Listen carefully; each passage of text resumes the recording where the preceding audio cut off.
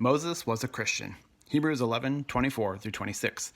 By faith, Moses, when he was grown up, refused to be called the son of Pharaoh's daughter, choosing rather to be mistreated with the people of God than to enjoy the fleeting pleasures of sin.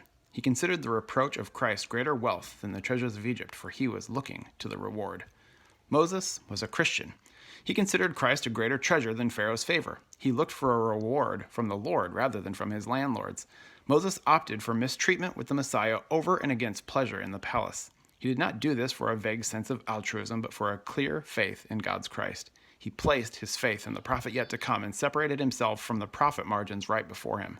He left the righteousness of might for the righteousness of meekness. 1 Corinthians 10:1-4.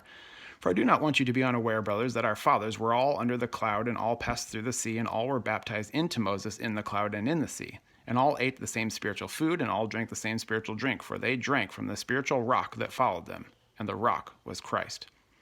Moses was a Christian. He was baptized into Christ. He followed the footsteps of Jesus. He communed with Christ. He built his life on the rock that was Christ, and his life endured the storms that providentially beset him. For the sake of the Son, Moses endured exile, and the Son, for the sake of Moses, endured the cross.